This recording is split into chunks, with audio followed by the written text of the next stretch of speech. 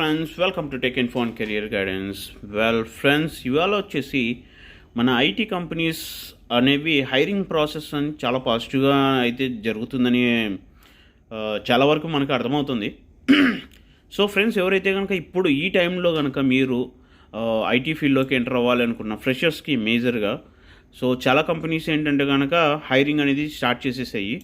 So అది కూడా కొన్ని హెచ్ఆర్ ఎక్స్పర్ట్స్ అనేది చెప్తున్నారు. ఇప్పుడు ఈ విధంగా తీసుకుంటే మనం టీసీఎస్ వచ్చేసి కొత్తగా 5452 మెంబర్స్ని యాడప్ చేసుకుంది. And at the same time ఈ ఇయర్లో కంప్లీట్గా 11,000 మెంబర్స్ని ఆన్బోర్డెడ్ చేసుకుంది.